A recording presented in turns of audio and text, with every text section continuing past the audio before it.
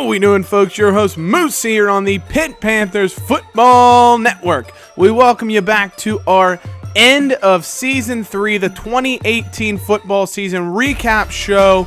Of course, if you tuned into the last episode, it was the Around the NCAA recap. We went over statistics leaders around the league. How did bowl season finish out? You know, we've covered the award winners and things like that. So in this particular episode, we are going to go over your Pitt Panthers and how they fared this season specifically, and review this season, go through game by game. We're going to take a look at the schedule. We're going to look at statistics wise, who were really good performers, who were underachievers, and who do we expect a lot out of next year, and what are we expecting for next season. So first things first for the Panthers, of course, we're going to take a look at the team schedule. And so when we look at the schedule here, you can see we started off the season with a game at home against UMass. They greatly struggled this year, 1-11, really tough year for Massachusetts, and we took them behind the woodshed and had an easy game of it. 42-14, pretty easy victory. We gave up 14 points in the second quarter, but we really ran away with things late. Arujo Lopes had a good game, just a solid game all around. We dominated, 234 passing yards. Pickett threw 3 touchdowns, only 6 incompletions. He did have a pick. We ran for almost 300 yards.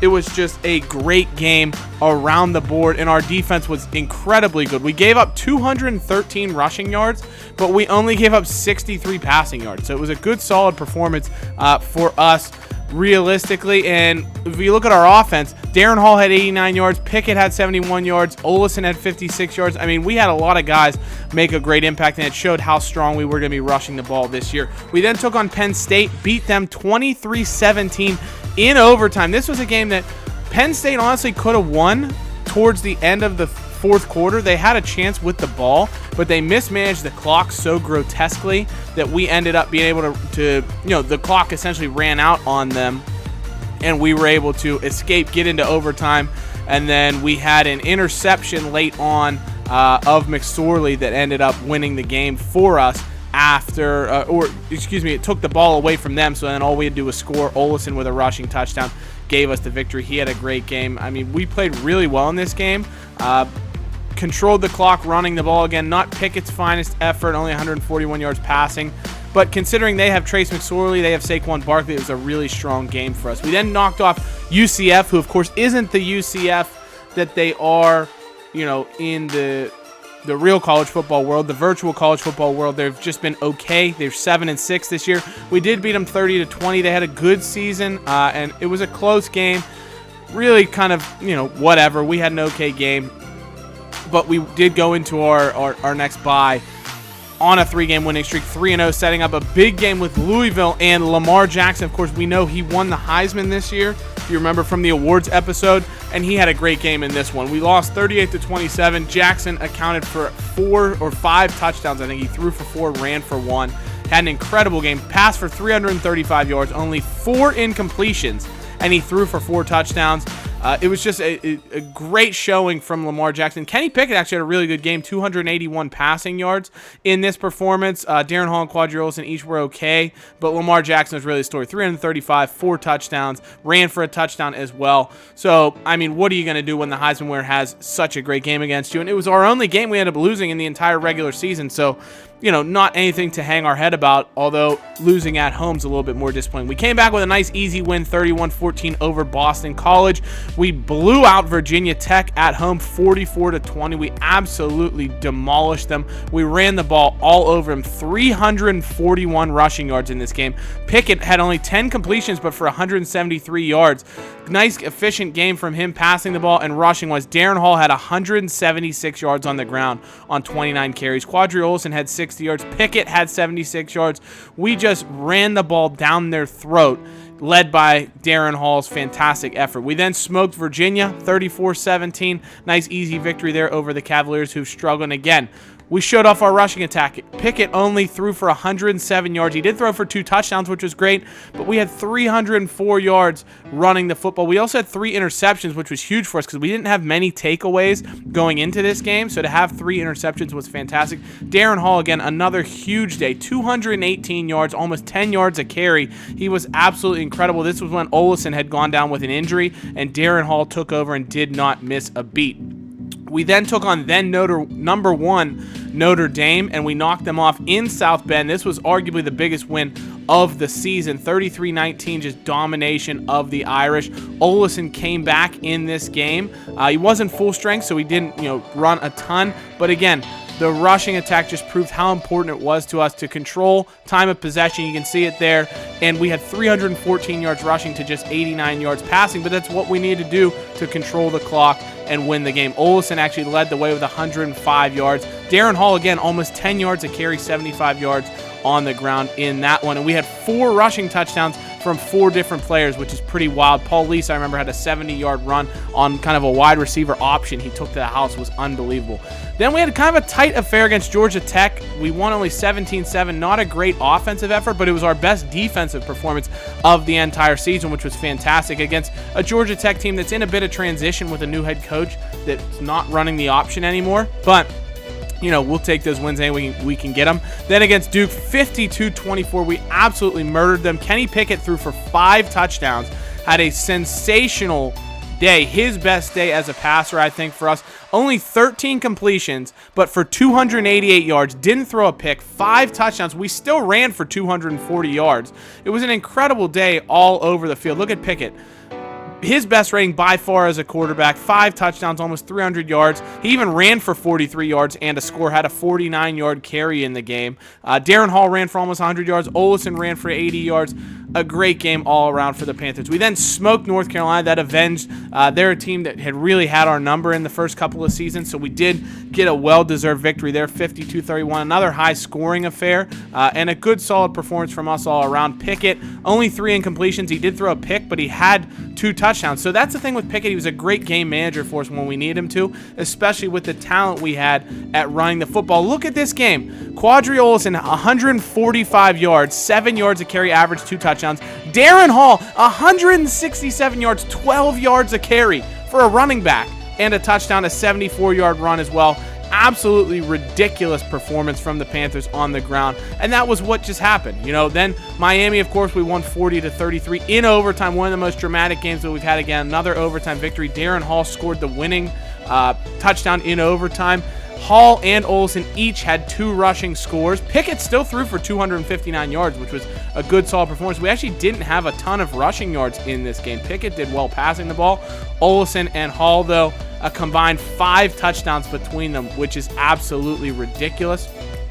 I only saw 2 Hall touchdowns on the list here, though. 1, 2. No, he did have 3. Which was fantastic. So 5 rushing touchdowns between them, which was incredible. We then knocked off Clemson, who had been our bugaboo. They had knocked us off in the ACC championship the year before, 2 years prior, I shouldn't say. We weren't in the ACC championship last year. The year prior, our first year in the Dynasty, we went to the ACC championship game. We lost to Clemson on just a dramatic, we were driving down the field down by 7. We fumbled on our final drive. Clemson took over and was able to win the game. And we shut out all of our demons here in this game. Destroyed Clemson, 24-3. Incredibly dominating performance. Kelly Bryant threw for, and I'd say the Georgia Tech game was our best defensive effort at the time. Clemson was easily our best defensive effort. 82 yards against rushing, only 74 yards against passing. 3 for 50 on 3rd down. Incredible performance. We forced an interception as well. Only 156 yards of offense against. We controlled the clock, 220 yards on the ground. I mean, look at these stats. Kenny Pickett, so efficient, did a great job for us. Olesen ran for 120 yards. Hall ran for 50 yards and this was the game he ended up getting hurt in, which caused him to be out for the remainder of the season. He missed our college football playoff game, unfortunately, but a solid performance for him as well. And then, as you guys know, in the Orange Bowl, we went in college football playoff, took on number 1 Washington, who ended up winning the NCAA championship, and we lost. We had the lead, which is the hardest part to fathom about all this. We went to halftime down 16-10. We took the lead 24-16.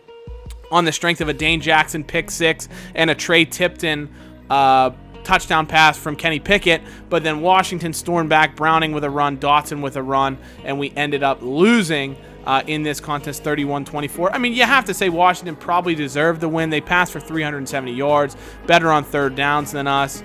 They made a 2-point conversion when they had to. They were a little bit better in the red zone overall, and they forced us into 3 turnovers. That was the real key that hurt us, although a couple of them came when we were trying to come back. But that was a big factor for us, and unfortunately we ended up losing there. Not a great performance from Kenny Pickett. Probably his worst game of the season at the least opportune time. Only 66 yards passing, 2 picks. Olesen was fantastic again. He carried us 152 yards on the ground. Pickett had 61 yards on the ground as well. So some really gutsy performances in spite of the loss, but a great campaign overall. So now that we've seen how we fared as a team, let's take a look at how some players did individually as we look at the team statistics. So looking at the team this year, of course, Kenny Pickett was our quarterback for the entire season. He passed for 2,430 yards, completed about 65% of his passes, which is a pretty good completion rate, 18 touchdowns to 11 interceptions in his first full year as a starter. Remember, he only played in the bowl game for us last year, so he had 1 game. He was really solid this season. Obviously, we're looking to see a little bit more out of him going forward as far as controlling the football and being counted on to pass. Reason being, he only threw for 170 yards per game roundabout this year. The reason being that we're going to expect more out of Kenny. And you can see we did pretty well sack-wise. Only 24 sacks against in 14 games. So a little under 2 a game, which is pretty solid. But the reason being is we are losing our top 2 runners. Darren Hall and Quadri Olesen are graduating. They're going to the NFL ideally and hopefully for them to continue their excellence at the next level at the National Football League, but we're losing them. Olesen, 1,347 yards. Hall had 1,271 yards. He probably would have finished as our leading rusher if it weren't for the fact that he got injured and couldn't play in the bowl game. But 2 incredible players. You can see they both average over 5 yards a carry. Hall almost 7 yards a carry. Double-digit touchdowns for each of them. Our leading returning rusher is going to be Kenny Pickett with 419 yards. Our projected feature back for next season is C.J. London. He was a 5-star recruit, our first 5-star recruit that we actually were able to bring in this dynasty. But he was okay. He needs to work on his first step, his quickness a little bit for next season. But he was solid last year. Only had 30-some carries, 150 yards. But he's going to be the number 1 guy for next season. Todd Sibley projects to be the number 2. I think he only had probably 2 or 3 carries the entire season. He's way down here at the bottom. He didn't even have a carry, actually. So those are going to be the 2 guys that are going to be our feature backs for next season. We do have a couple of guys, halfback recruits coming in, but they're probably not ready to slot into things. They're going to need some growth and some time to learn the offense and work into things. So that means Kenny Pickett is going to have to be the stud for us next season. But overall, we used Paul Lease on some wide receiver sweeps and wide receiver options and things like that. He did a nice job, 5 yards a carry. Same with Maurice French, 93 yards and a couple of touchdowns. George Aston, our fullback, our Swiss Army knife, incredible player. Hopefully we can bring him back in some kind of role. We know how guy had no neck, just was an absolute unit, and we'd love to bring him back potentially as like the strength and conditioning coach, something of that nature, because he's fantastic if he's not able to stay in the NFL. And then, the likes of some other guys that got some chances as well. But Olesen and Hall are going to be huge losses for us on the season. You can see Olesen over 100 yards per game because he did miss a game as well due to injury. I think he might have missed 2 games if I remember correctly. No, he missed 1 game. He missed a full game due to injury. So some fantastic. I mean, when you have 200 yards combined between 2 running backs, average for the season, that shows you how potent of a rushing attack you have. And, we were very good with our offense in terms of we like to spread it out. We use those wide receiver sweeps and the jet sweeps and the motions and things like that to keep defenses honest. Really impressive from our coordinator, our offensive coordinator, Matt Canada. And, he's going to be a heavy target for teams this year that potentially want to institute him as a head coach. But fantastic performance there. Our long run of the season came from Darren Hall, 74 yards. Really big there. We did have Not a ton of fumbles, which is good to see. Kenny had 4, Olsen had 2, Lease had 1. Doesn't tell you how many you actually lost. I'd have to have written that down. I don't remember off the top of my head. But pretty solid as far as ball security was concerned. Now, receiving-wise, we didn't really have a ton of, number one receiver necessity this year because we weren't passing a ton. You saw we only averaged about 170 yards passing a game.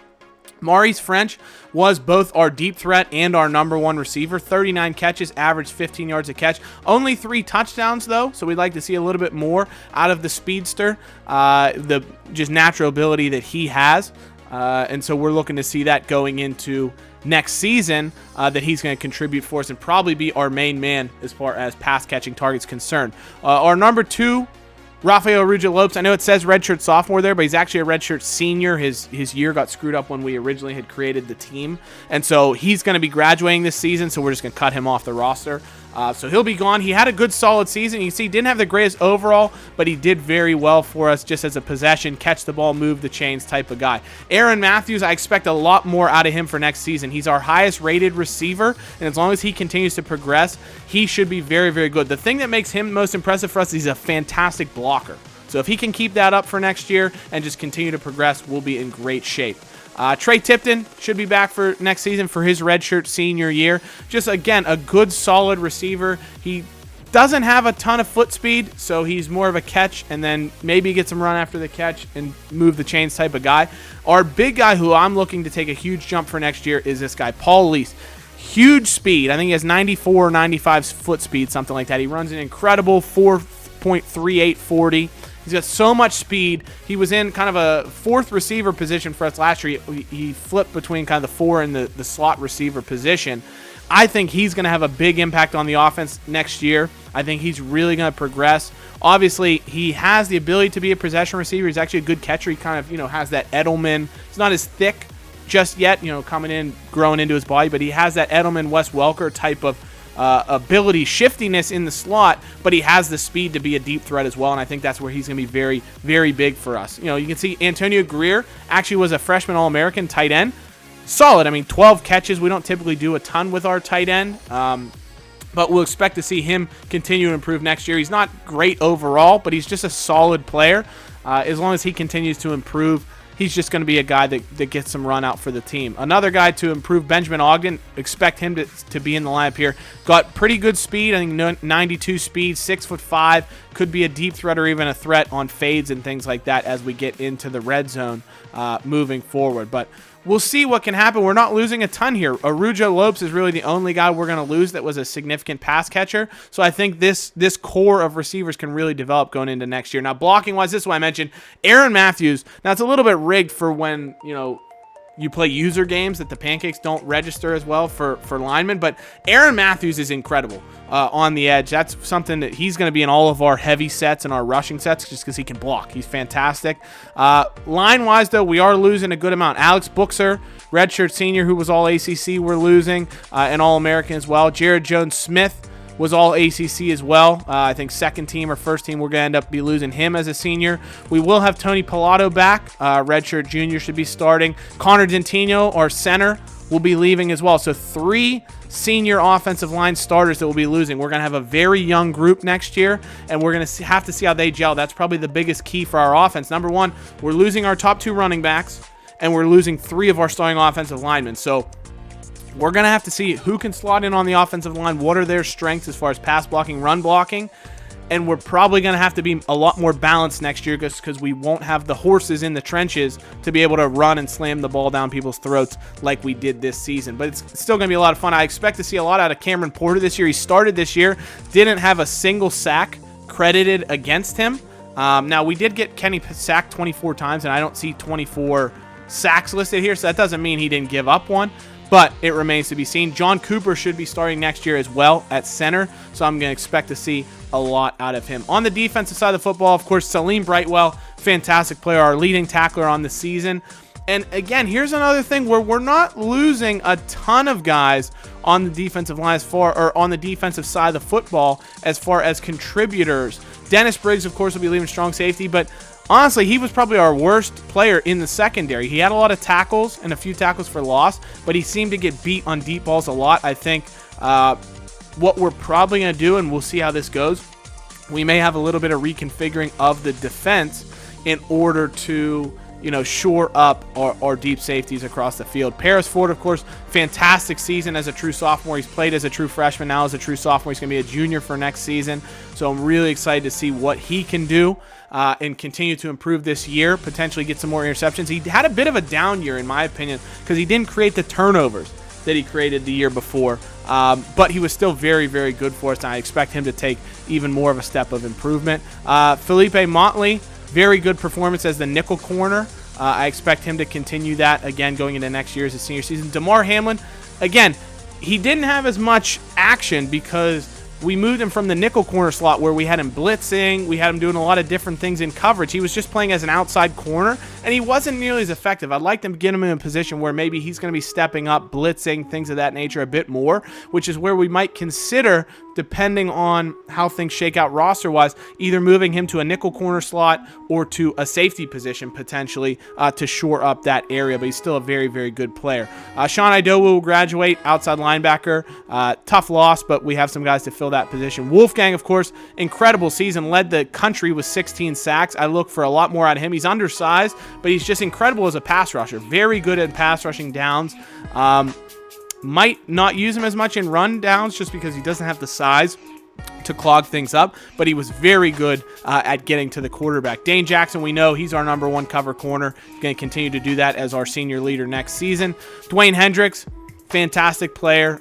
Shame to lose him. He had 3 sacks. Good season after. I think the year before he had a ton of sacks. He actually won the Nagurski and the Lombardi with 14 sacks the year before. So he took a huge step back this past season. Wolfgang ended up stepping up, but I'd like to see, send Hendricks out. He played a good season. Jazzy Stalker. Barry Jenkins was very good as a true sophomore. He's going to be starting an outside linebacker for us definitely next year because we're also losing Elijah Zeiss. They actually split a lot of time this year, but Jenkins will be the out-and-out starter. Amir Watts, great player as a junior. Keyshawn Camp as well. So I'm really excited to see what these guys can do next season. It should be a really, really big year for our defense to take a step forward and be really fantastic. Kaiser Artis-Scott was our kind of a nickel dime corner this year.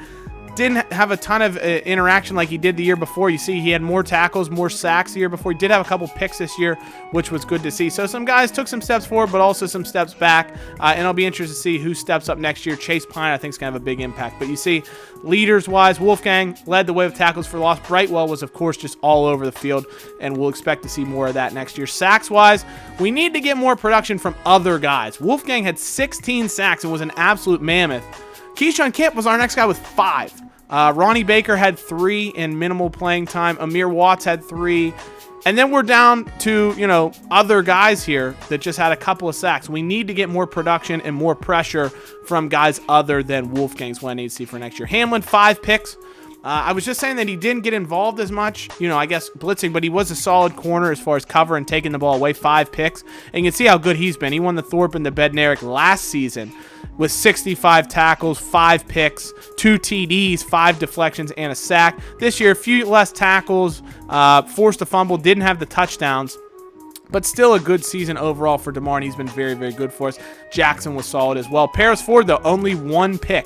That's where I want to see more out of him. You can see his first season, he had 4 interceptions and a defensive touchdown. This year, just 1 pick. So I want to see more created out of him to impact the game in a positive direction. Pass deflections, our leader was Dane Jackson, like I mentioned, our best man cover corner. Forced fumbles, we didn't do a ton of that. We forced 4 fumbles. We were only able to recover 1 of them. So we want to see more out of that next season. And then, of course, 2 touchdowns from Dane Jackson on a couple of his interceptions taken back to the house. Kicking-wise, we're in great hands with Jay Bump. Fantastic kicker, 2nd team All-American, was 2nd in the Groza Award voting. 90% of his field goals, didn't miss a single extra point. He doesn't have a ton of leg, so we didn't even attempt anything from 50 or more yards with him, and he missed 2.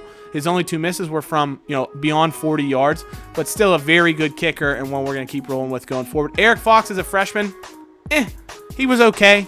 We need to work on his strength and then his ability to down the ball inside the 20. But, for a freshman season, we'll take it. We're not going to complain about it. French, good returner yardage-wise. Didn't take anything to house, but he always seems to give us pretty solid field position, so I'm very happy with what he could do there. Punt return-wise, though, we didn't get a ton out of Kaiser Artis-Scott, who was our primary punt returner. We then went to Arujo Lopes. He didn't offer much either, so we'll see if we need to make a change on that side of the football next year. So, you know, as we've gone through this, we've kind of talked about the guys that we think are going to make the biggest impact. Last thing to look at for some of the guys leaving, what the impact they've made in the career. Ben DiNucci, he was our starting quarterback last season. You can see if you compare his stats with Kenny Pickett's stats, Pickett was the more successful quarterback. Less interceptions, more touchdowns, a little bit more in the yardage area. His completion percentage was a little bit better, and then by default, his rating ended up being a little bit better. So they were very similar, but I thought Pickett just has that ceiling that DiNucci doesn't necessarily have, and he does have, you know, age on his side. DiNucci more than likely is going to be looking to transfer next year, so we'll see what school he may pop up at. If there's anywhere you want to see him play, let me know, and you know, if they have a scholarship opening, DiNucci may end up playing there. We'll kind of have him scour the transfer market and see what's available. Rushing-wise, of course, Olesen was fantastic for us across 3 seasons as our feature back for 2. He was the number 2 back behind James Conner in season 1, and you can see he just improved every year. His average yards per rush went up, his touchdowns went up, yards per game. Just a fantastic player, strong as an ox. Unbelievable career for him. Darren Hall as well, you can see he improved incredibly every year. If you look at his yards per rush, 6.4 was his average. He was 1 yard away from 2,000 for us in the career mode. So these are 2 guys we are really going to miss that had a huge impact on us in this particular dynasty. Beyond that, you can see we don't have a lot of rushing yards beyond that. Kenny Pickett is our next leading rusher, followed by DiNucci, George Aston, who will be graduating as well, and then it's C.J. London. So C.J. London, we're really going to test his mettle as a sophomore next year and see what he's going to be as far as skill-wise is concerned. Matthews and French, we know are going to be our 1 and 2 punch next year. Receiving-wise, 63 career receptions for the guys that are here. Aaron Matthews, fantastic. Alex Buchser, interesting career. He definitely, you know, had an up and down time. 7 sacks given up this year, but led us in pancakes on the offensive line. Jared Jones-Smith, great improvement this year from his second year on the squad, or second year starting, I should say. Much better this year, and that's why he was, you know, an all-ACC performer. Cardentino, very good this year in his first year as a starter. Defensively, you see our leading tackler, Dane Jackson, actually, because of the 3 seasons that he's had on the squad. He leads us with 120 tackles all time. Although this doesn't make a ton of sense. Like, where's Hamlin? Yeah, see, this is like glitched out because Hamlin, it shows 34 total tackles. He has 160 tackles. If we sort by solo tackles here, this is where you can see Brightwell's our leading tackler. It's kind of glitched out here. I'm not sure how it shows 50 instead of his actual number of tackles. But he has 171 tackles to lead us. Hamlin after that. Paris Ford, only 2 years he's played, but he's been fantastic for us. Wolfgang, 19 sacks, is our leader in the clubhouse right now. Leader in interceptions is DeMar Hamlin. For, you know, guys that are still on the team, obviously we can't factor in guys that graduated in the last year or 2 already, just because their stats don't still show up, but you can see how we've done all time. And Jay Bump continues his fantastic career. When we look at the kicking stats, only 5 misses in his career, 88% accuracy. Not a ton of, you know, strength, but still very good ability from him. Kick return wise, French still looking for that elusive kick return touchdown. We'll see what he can do going into this year. But as always, guys, thank you so much for watching. I hope you have enjoyed everything. And so we will see you in the next episode. When we move forward, we'll get into coaching carousel, players that are leaving in terms of graduation and potentially advancing and going to the NFL draft.